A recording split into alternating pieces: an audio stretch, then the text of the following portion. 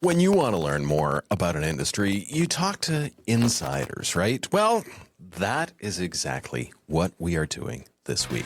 Have a very, very interesting guest. Came from journalism over to podcasting and content creation, and works as the community manager for a platform that we use. In fact, it's the one I am recording on right now. If you want more information, guess what? You got to stay tuned.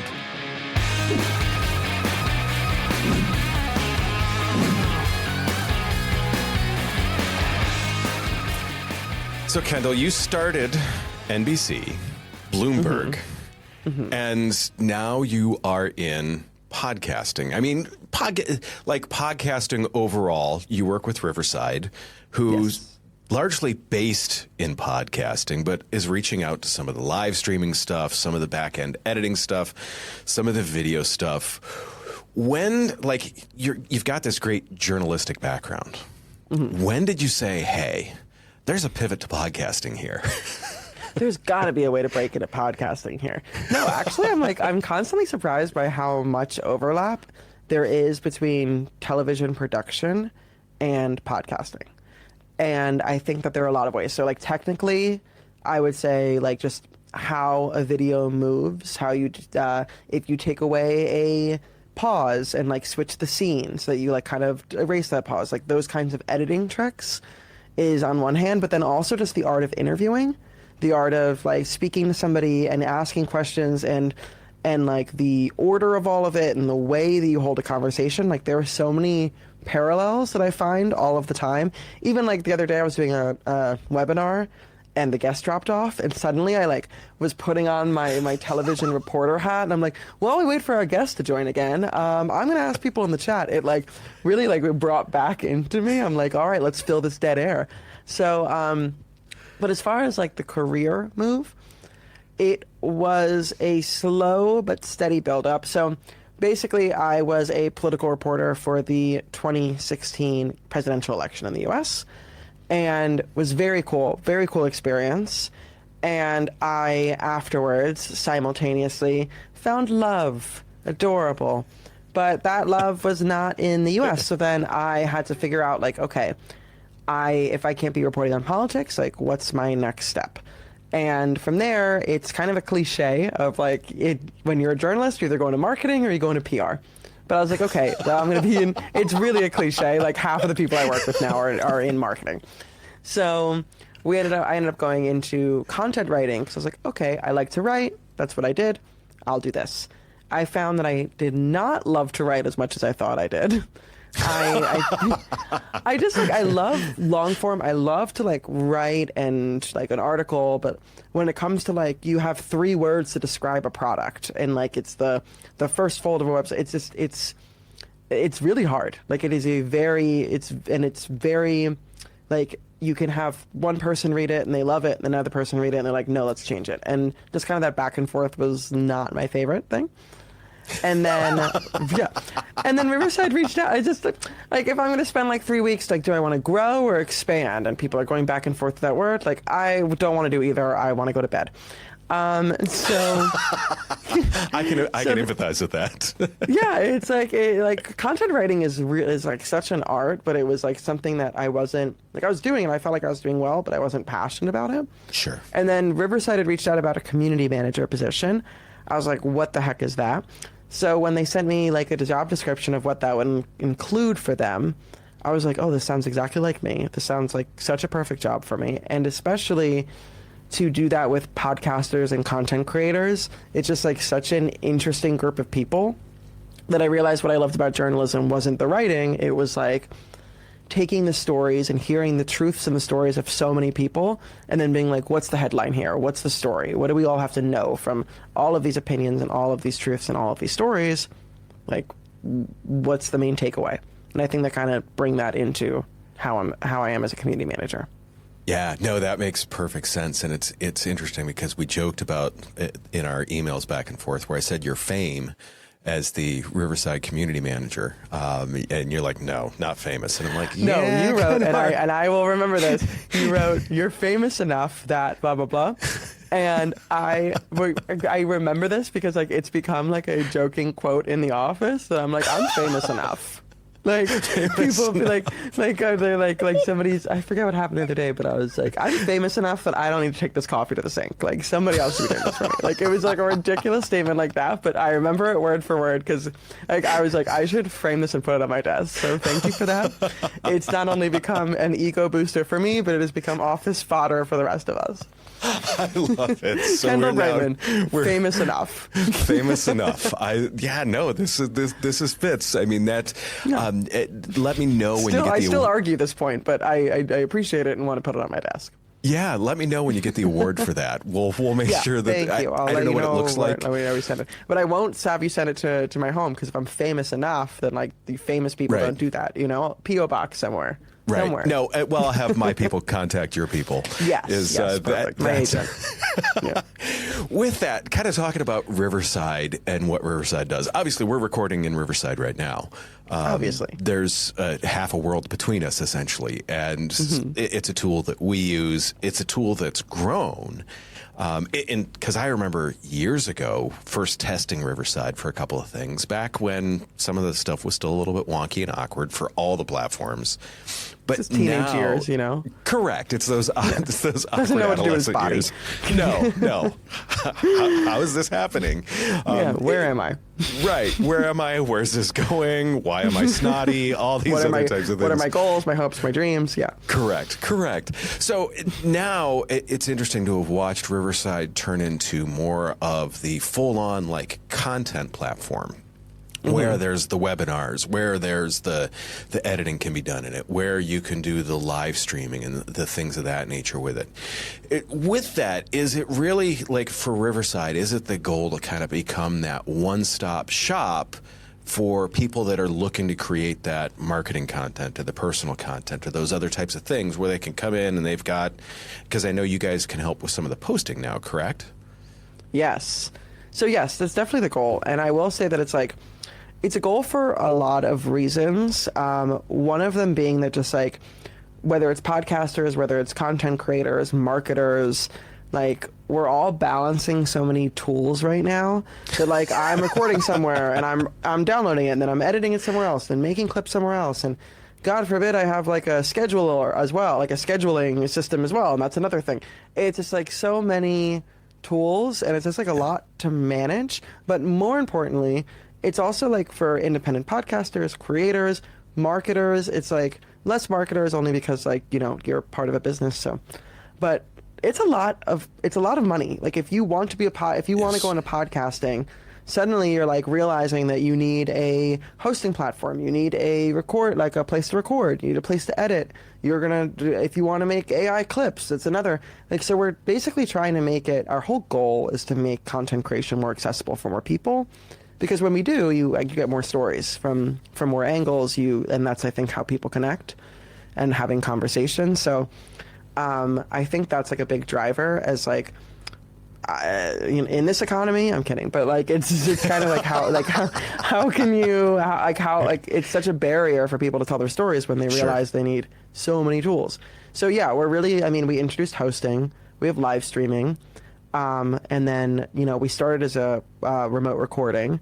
We have now expanded into editing. And then also we have like AI clips. But also new is we're starting to support more in-person recording. So it started with now you can have 2 microphones plugged into your Riverside studio. And I'll just tease to if... You know, it wouldn't be crazy to believe that might then the next step might be video and have 2 cameras plugged in. Sure. So, that makes going sense. beyond remote even. So, yeah. That makes sense. What's interesting is, and I guess with us being a podcast, we do podcasts for marketing purposes, and it's to try and help companies get their name and things of that nature out there.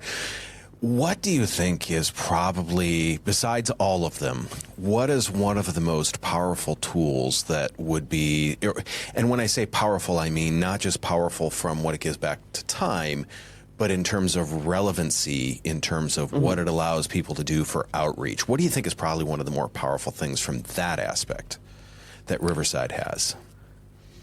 I know you're going to say all of them. All of them. There's a lot. I mean, like, I think like the easy AI repurposing, like being able to make magic clips and being able to like edit easily. I think, okay, I'm going to put this into two different things. Sure. One thing that I think is really like powerful is the editor in general just being very easy to use for somebody that's maybe not as well versed in editing, like being able to edit via the transcript like a doc, being able to change the scenes, change the aspect ratio. I say this because like I'm not a video editor myself. I am a marketer and I do the webinars, and I don't need now my video team, like our editing team, to work on the videos that I'm creating, because like I can do it myself. And I think that that's just really powerful to put more people in the position to be able to create content for themselves. And then one surprising answer I'm going to give, unsung hero, transcripts. Hear me out. Transcripts, I would say that there's a lot that you can do with them as a marketer. So yes, for example, like this is even beyond podcasting. Like we did interviews with our top users, and we recorded the interviews just for our own personal like use. We had no intention on like putting them online or anything, but then we took all of the transcripts from all of those calls and we put them on a ChatGPT and got takeaways from all of that, common use terms, like real marketing insights that can be taken from transcripts. Another example, I record a podcast interview. From that transcript, I can make a newsletter, a blog article. Like there's just, in terms of like the most repurposable asset that you get, it's not just the video. It's like there's so much power in just the transcript itself. Is that a new word? Repurposable? It might be, but like honestly, if it is, then we're behind, because I feel like I just keep hearing repurposing. So repurposing in AI all the time, which makes sense because an AI helps you repurpose. But I like repurposable. I won't say it 3 times fast, but no, because that can end up poorly. But you'd hear it in uncompressed audio with Riverside. I like. It's funny because I want to get it. You make an excellent segue into my next point for me there. That's what I'm here to do. Well, it's the journalistic background, right? Yeah. That being said, it's interesting because I will pop on and I will see interviews that people have recorded in other lesser platforms, and I will say that very politely. We won't name names here. It's okay. Zoom. We also, the worst is when I see something recorded in Teams or WebEx. I'm like, so much of that. I haven't seen as much of that, but I love that. I'm like, oh. Right. I have seen some of that nightmare. That being said, I know when you see some of those, if you're scrolling through looking at other podcasts, when you see the compressed as all get out, you see compressed as hell video, you hear compressed as hell audio. You're like, great, this is amazing. This person sounds like they're talking into an echo chamber. That's awesome. How much brand authority do you see is lost when they've got this terrible looking, and it's not always terrible, but you're like, this isn't good. How much brand authority do you feel gets lost by that? I think a lot, if that's a good answer. A lot, but here's the thing. First of all, I will say that I can immediately see it, and I would be embarrassed to show you my DMs on Instagram, because so many times it's me writing to brands being like, stop recording on Zoom, because I just will see it and be like, no, because it's made for meetings, it's not made for recordings. I think that brand authority is one thing, but I also think that your message gets lost. You can you can have the most incredible conversation, but if I don't like listening to it, if it's not like a pleasure to listen to or watch, sure. If it's pixely, if it sounds compressed, then no one's even going to hear it. I don't want to continue to listen. The other day I listened to a podcast and they had somebody phone in as a guest. And this isn't, I'm not talking about Riverside mobile app as doing it from your phone through an app. They were literally it was as if I was listening to a speakerphone. And I couldn't listen to the episode, and I wanted to because I was into the topic, but I just didn't want to listen to it. So I think brand authority is definitely one thing. You want your content to look good, but I also think that on top of that, it's just you want people to ultimately, like, why you're making it is because you want people to ultimately watch it. So make it watchable. Yeah, make it make it watchable, make it represent your brand. Speaking of, make it something that was enjoyable to watch and makes you look professional, makes you look like you have authority, gaining that trust, all of that. Yeah, makes sense. Speaking of this, you said making mistakes is part of the process. We also joked ahead of time that it's going to be just press record and make the mistakes and go through it. We're going to, because that's what everyone says in podcasting. Honestly, the mistake can also be like you didn't press record. Like this happens, but don't do that. So I've got a 2-part question for you here. Is what is the biggest mistake that you consistently see from creators, whether it be inside or outside Riverside? And then the second one is what's the biggest mistake where you're like, oh, yeah, not going to do that again? Okay. Biggest mistake that I see most people doing. I would say that you have to pick one. You can't pick 5 of them. Okay. See, it's already, we've like been recording for like only not even 20 minutes and you already know me. Okay. Biggest mistake I see people make is that they don't listen when they're having interviews. Like I think there are 2 reasons that people do this. One is because like if they have like questions that they've written out, but like they're not engaging with the answers, they're just asking the question and then going on to the next one. Like I think people need to be better at actively listening. I think it's an art, and I think that it really helps carry a discussion. I also think that sometimes when you're doing something, when you're recording something, you're trying to remember that follow-up question that you have. So you're just like, it's like your brain's like, remember it. And so you're not listening to the rest of their answer because like you don't want it to slip your mind. And I think that like you need to give yourself the permission to let that follow-up question slip out and let another one in if that's how it goes. So I would say just like I think that people are like the art of listening and having a discussion and following up is something that's honed over time, and it's something that I think takes a bit to get down. The second question was, what is a mistake I'll never make again? Well, at least you're going to try not to make again. I'll try not to make again. That's a good one. I always like to ask the tough ones. I never make mistakes, so this is a very hard one for me to answer. No, I understand that. I definitely felt like 25 years ago, I was very much that way. I never made a mistake before. I don't know why all these people are criticizing me. I do want to go back to the interesting piece there you said about the questions and listening. It's interesting. I just worked with someone the other day, that same thing. They had an interview and they talked probably 60% of the time. And I'm like, why are you having an interview? It was the same sense too. I've seen people that are so busy looking at their next questions where they're like, they forget. And they're like, are you talking? No? Oh, okay. Well, I'm just going to ask the next question, totally irrelevant anyways. And it just feels kind of like if you be at coffee with somebody and somebody's like, okay, and so where did you grow up? And you're like, oh, whoa, okay, we're not even going to react to what I said before.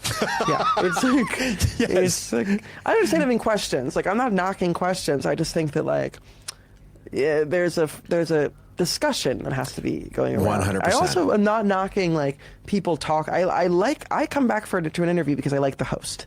Sure. I listen to my favorite podcast because I love the host. So I'm not like, I love when hosts tell their own stories and insert themselves and their personality in some way. Like the guest is great, who they chose as their guest, but like I'm there for the host, so I don't mind the host speaking so much. 60% is probably too much, but like I think the host's role should be to ask the questions that if you're listening and you have your headphones on, you're in the audience or you're a listener, you're like, oh, I wish I heard more about this.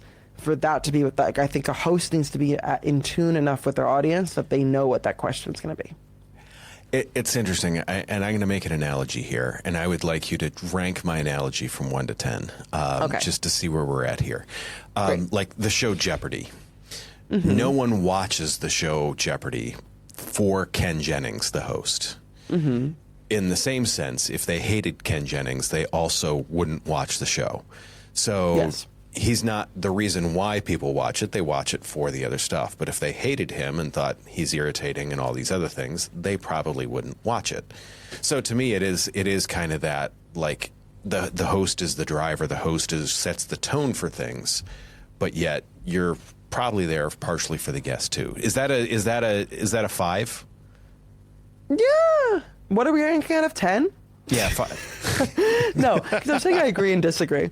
I agree because, like, I agree that, like, if you don't like the host, you're not coming. There are some shows that, like, I come because I love the host. And but I also love what they're talking about. Sure. I would say that for me, as I sit here as your guest, for me it ranks host, topic, guest, or, like, topic, guest, a host, guest. But, like, the host and the topic are, like, fighting their way for the first place for me of, like, why I'm listening. Probably topic, host, guest. Okay. And I say this as to not knock guest, because here I am. Guest on your show. And that's why people are here and listening to this episode. Hi, Mom. I love this. But to me, it's these type of discussions too that I absolutely love too, where a host and a guest can be like, I see this differently, because I hate it when when you see the entire episode is just two people nodding to each other, being like, yeah, great point. Like, right, right. So speaking of an interesting direction to take this. Mm-hmm. You've mentioned AI. We've all known that AI is weird and coming, and it's taking over certain areas that we never knew it was going to take over. Mm-hmm. I see podcasting as a great way to make sure that we've got a human connection. Yes. With that, where do you see some of the AI things, I guess I would say, taking over? And where do you see some things as the human connection being really strong over the next year or so?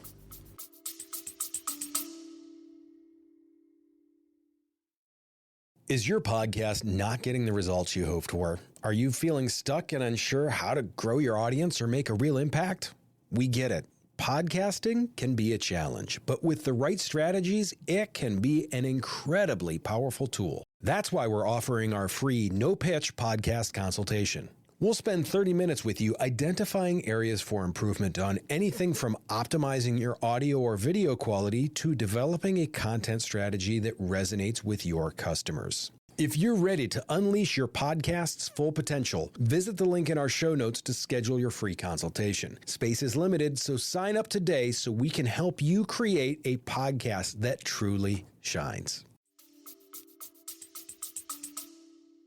Yeah, so I think that podcasting is very particular, very, like, something that I love is that it is very based in human connection. It's long form, it's having discussions, and I think that people listen to it because they love that human connection. Whether or not they come for the host or not. I'm kidding. But, like, I think that it's so based in human connection. It is so based in wanting to learn more about people. So when people think about, like, AI and podcasting, I'm never going to say that, like, I think the future of podcasting is going to be like AI hosts, because it's just not true. I really just do not believe that. I think that it's just one of those mediums that's always going to be first and foremost about a human touch. But not just human touch, like a human first and foremost. So where AI comes in, I think, is going to be doing the things that creators hate. So as a community manager, I'm speaking with creators all the time, and, like, 9 times out of 10 they'll say that their things that they hate are either hate doing or either editing or repurposing. So, like, I'm a podcaster and suddenly I need to be a full marketing team and make all these clips and blah blah blah. So I think that, like, AI clip creation's already here. We already have it in Riverside, but, like, I think that you'll continue to see things like that, like AI being able to edit, doing, like, AI edits on your episodes, like remove all the pauses, remove the ums and ahs, that type of thing. I do think that where it's lacking right now in general is that you still, as a human, want to listen through a full episode and make sure all those ums and ahs, like, it doesn't have, like, sound so choppy. Sure. I do think that as we continue on, there will be less and less need to, I mean, people will still check it because it's something that they're passionate about and something that they'll want to check. But I think that there will be more and more advances in how to cut things without, like, making it choppy, losing that quality. Gotcha. You know what I mean? Yeah, that makes sense, especially when I see some of like the overwriting where you can change a word in both the text and then the talk and the video. Video and the dub. The video dub and it. stuff like that. So yeah, I see that can happen. Plus, I like how you mentioned too, a lot of people are going to go back and listen to it. I typically edit a lot of ours just because of the fact I want to go back and be like, where did I sound like an idiot?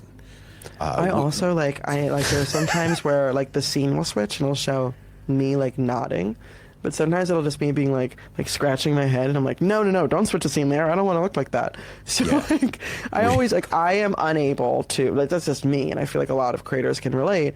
Like I'm unable to be like, oh, press a button, it edits it, let's ship it off. Like I will always need to watch it through at least once after it's done.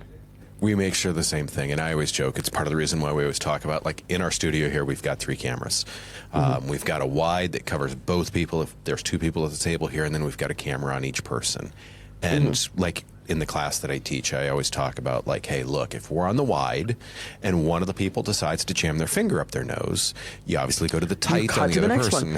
And that is one of the many times that, like, TV production like really has helped me with podcasting and video podcasting, because like I know like those are things that as like producers we know, but then it's like it's new for a lot of people. But for me, I'm like, oh yeah, if you have a jump cut, just switch to the other camera angle, or like switch the scene, and so it goes from full screen to split screen. Like they're really easy fixes, but I think that I'm always interested in hearing the things that I think are like easy and like known are not actually so known. It's interesting because I make a lot of comparisons, because a lot of people have watched it to like The Price is Right when I talk about like shows and that, because most people have been homesick and watched The Price is Right. And I always say it's because it's familiar, and I talk about podcast structure in that way. Like, you know that they're going to call 6 people, they're going to lose their mind as they run down the aisleway. They're going to be, the games are different, the prices are different, the people are a little bit different, but the show structure is the same. They're going to, I mean, people are going to bid. There's always that one jerk, $1, Drew. There's always those things that are going to happen. And that familiarity is what allows that. But once again, that's that parallel from TV production to podcast production, where I feel like they're very similar. Another thing I want to touch on real quick is I've had a number of people talk about live streaming recently. And with Riverside adding that, is that something that you see that over the next year or two that's going to be, I guess I would say, more common and more prevalent? Do you feel like we're moving in that direction, or do you feel like it's just another tool that we added? I think so, and I'll tell you why. I think that for some people, it's like a next challenge for them. It's like a next step. So they're like, okay, I've gotten this down. Like, maybe let me try a live, like doing it live. I also think that people feel less pressure when it's live. I know it seems like there'd be more pressure, but I think that people are more forgiving when it's live. That like, if something goes wrong, that like it's, you know, if they need to correct themselves or whatever, that like people are more forgiving because it's live. But also there's this feeling of like, once it's done, that because people know it's live, I don't have to edit it that much. Like, it could just kind of go out as is what I've heard. Just toss it out there. Just toss it out there. But really what like most importantly is I think that people are seeing that there's more, like, community is becoming so important for creators and podcasters, that it is a really great way to get like in front of your community in real time. So it's just like another touch point. I'm seeing more and more creators doing it because they want to connect with their community. Some people are even offering it as like a Patreon Supercast kind of subscriber thing, that like once a week you can be part of our, like, we go live and, you know, we could be part of the session and whatever. But like, I think we'll see more of it. I think that we'll see more of it for people who like are comfortable with it and want to do this next step. But am I going to say that like all podcasters will be going live? No, I think that it's like a cool way to connect with people if that's where you want to take your show. Well put, and politically correct too. I like that. Thank you. There's the journalism background. It always comes back. One other thing, I've noticed a word that I have heard you say probably 200 times today. Amazing. Don't use the word count on this, but you've said community a lot. Yeah. How important do you think that is for people to be building that? And what is the best tool? I know it's all the tools. What is a tool that you think is, what's one of the top tools that people can use to build that community? Is it going live or? So, okay. Community, I'm saying this as a community lead, Riverside. So I think community is getting, like, I'm saying that, like, are we saying for podcasters, or are we saying for, like, business owners, like marketers? For business owners and marketers that are looking to, like, build that, because part of it is we work with some legal firms, we work with some medical firms. They are looking to build that know, like, and trust. And I'm like, sit in front of the camera and talk about great things and get people used to you. So from that aspect, I guess, is be the way that I'm looking at it. So I would say that, like, I think that the brands that are winning right now are the brands that are the most human. Like, if you want to build trust, if you want people to, like, inspire love in your brand, people don't, like, love a web page. You know, like, they love a product. They love people. Like, it's inspiring people. I think that it's about human to human connection. I think that more and more that's becoming important for brands.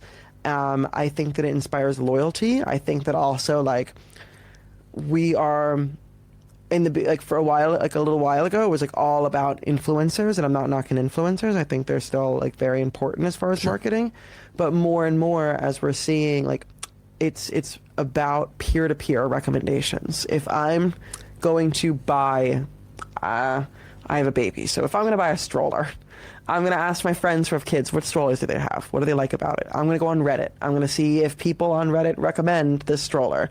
I'm going to maybe go on YouTube and see an honest review of this stroller. Like, that is about peer-to-peer recommendations, and who do those recommendations are people in your community, people who, like, feel connected to your brand, so much so that they want to, like, go online and write about this. Or, when you talk to a friend and they say, like, you're like, oh, what stroller do you have? And they're like, oh my God, I absolutely love this one, and this, that, and that.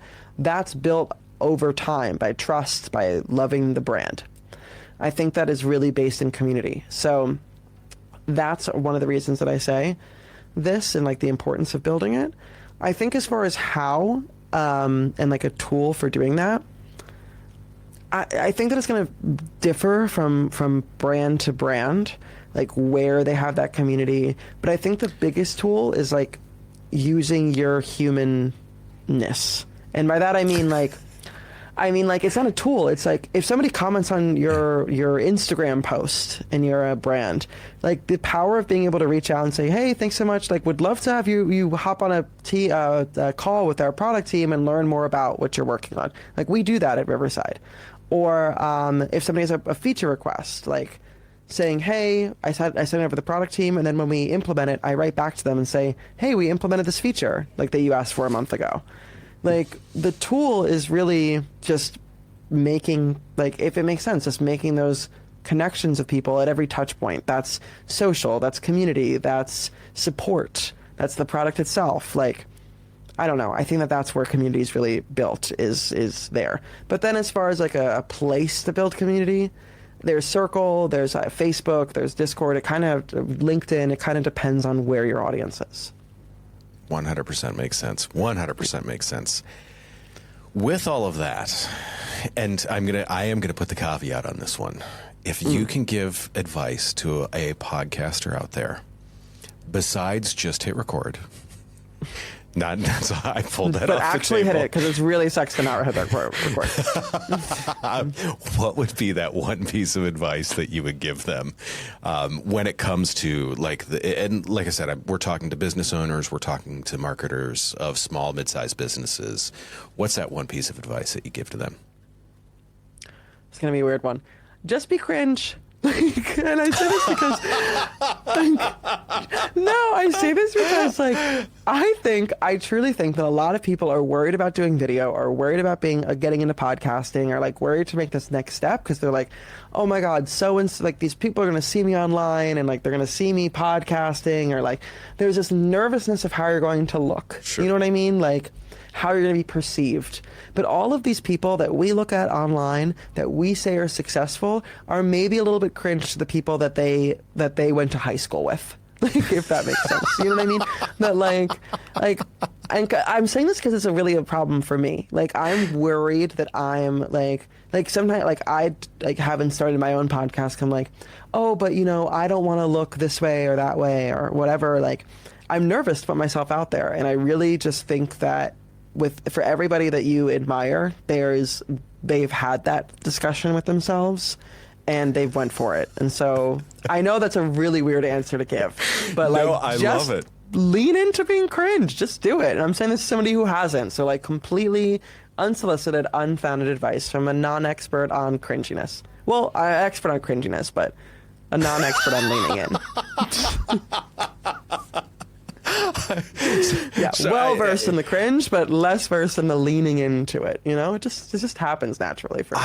I believe you just asked me to be your accountability buddy for leaning into the cringe. Yeah, I believe you're just gonna write to me like every so often. Be like, have you leaned in to that cringe? 100%. And I'm gonna look at that you're famous enough thing and say, you know what? I don't know if I have. I'm just gonna say, because we were joking earlier about you being quote unquote famous enough. I don't know if maybe you're gonna say that this would make me too famous. And you don't want to get too famous. You're famous enough. No autographs, please. Yeah. Mm-hmm. I don't want to be stopped at dinner. I want to eat my dinner in peace. That's why I don't even go out of the house. I'm kidding. If anyone who knows me is listening to this, they're like, you absolutely want to be stopped at dinner, and they're right to say that. I would be flattered. If you see me at dinner, interrupt me. It'll be the best day of my life. with a new baby. Trying to get out to dinner, I believe. If I'm ever at dinner, if you ever go to dinner if again you're at in the my next home 4 years, and you see me covered in cottage cheese, interrupt me. Please help me clean. That is a wonderful place to wrap this up. For people to find out more about you and or Riverside, where should they go? You can go to riverside.com. You can follow us on any of our social media platforms. YouTube is a great place to get more information, and we have really great videos there that'll help you reach different goals that you have, or even with lighting and setting up your studio, all of that. And you can find me in our Riverside community. That is Conversation Creators by Riverside on Facebook, and I'm also on LinkedIn. But join our community. It's a really cool place. It's like my favorite little corner of the internet. I love that. Kendall, thank you. It's been an absolute honor to talk to someone that is famous enough. And we will have to Thank you for having me, and for what is possibly my favorite compliment that I've ever received. For everyone else out there, I've got some thinking to do. I will be back with the summary in just a bit.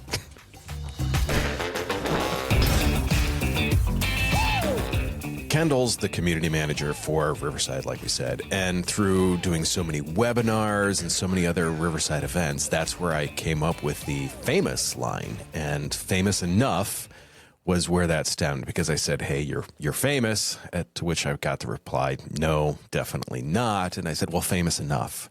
And obviously, Kendall's taken that and run with it, and we had a ton of fun with it. To me, once again, with podcasting, to talk to other people in the industry, that first off, I got a lot of knowledge from that, but second off, what an enjoyable conversation. We were on the call for 45 minutes, and to me, to sit down and have a conversation like that while learning something is just really, really cool.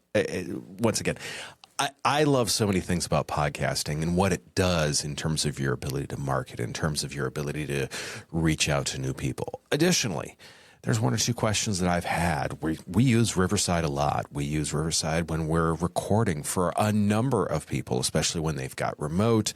We've even got some podcasts that I am on as just a producer, so I don't get recorded. I'm just in the background making hand signals and all sorts of other zany antics in order to help guide their podcast on the way that it's supposed to go.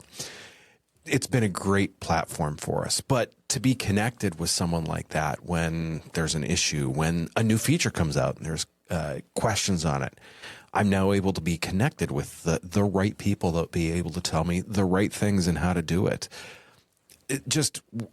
once again, Riverside's a great tool. It's why we use it. Podcasting, also a great, great tool, just because, like I said, the access, the ability to do things. Surprisingly, transcripts as one of the most valuable pieces to come out of a podcast. And once again, I'm not going to argue that point at all, because I feel very much that I'm kind of tied across the board for it. But the fact that transcripts can give you so many other items. Kendall mentioned the emails. Kendall mentioned like blog posts. Kendall mentioned so many other things that can stem from those transcripts that are just awesome tools for you to be able to use. To me, once again, it was kind of the surprise of the day, but in the same sense, I totally get it. I was really appreciative that Kendall made that comment about that. Additionally, that like I said, the word that Kendall said all the time was community. Community. It is building that group of people that want to deal with you. And when we talk about it from a marketing aspect, I know there's some people that have a very short sales cycle. It's a one and done and the person's moving on. We also work with people that have a longer sales cycle. How do I get to know these people? How do I get in front of these people? Those are handled a little bit different in terms of how the community is organized. But once again, it is building that community. It is building that know, like, and trust. It is getting people around you. And it is getting people to know who you are, what you stand for, and also finding other people that have that in common. That, to me, is what the community piece is all about. I have pushed from day one the know, like, and trust. I know you guys have heard me tell the story about someone walking into my office and sitting down like we're old friends, because, hey, they knew me, right? They knew exactly who I was. They knew they knew my story. They knew a ton of stuff about me and everything that's gone on. I broke the one rule and didn't shut my cell phone off. Nonetheless, I see that. I see how the know, like, and trust barrier is broken down so quickly and so easily with podcasting. You guys know me. You know who I am. You've seen me make mistakes like the one I just made. And that makes me human.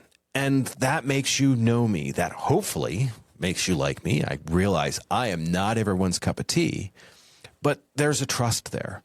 The other piece of that trust is I'm showing up every week for you. People know me because of that. I am out there all the time. I'm ready to talk to you. With that, if you would like to talk about a podcast, if you have a podcast and are looking to step up your game, reach out. We would love to talk to you about it. We do that 15-minute no-pitch podcast consult. I'm not going to pitch you. We're going to talk about how to set your camera up so you can look your best. We're going to talk about how to set your microphone up so you can sound your best. Most of the stuff we talk about is free. Like I said, I'm not going to pitch you. Bring along your other podcasting questions because I'm happy to help with those. Also, the link is down below or in the show notes. Make sure you go ahead and click that. It'll take you to the calendar. Super easy sign up, and we're not going to spam you. We give you the option to go in or stay out if you want to. As always, do me a favor. Take care of yourself if you can. Take care of someone else too. I will see you very, very soon.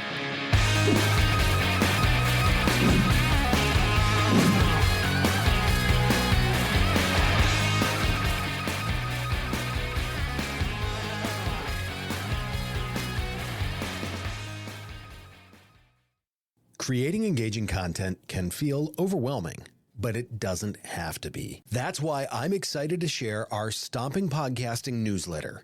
You'll get actionable insights and expert tips straight to your inbox. These are to help you maximize your video marketing and podcasting return on investment. Head over to the show notes and click the link to subscribe to our free newsletter. Don't miss out on this opportunity to become a video marketing and podcasting pro.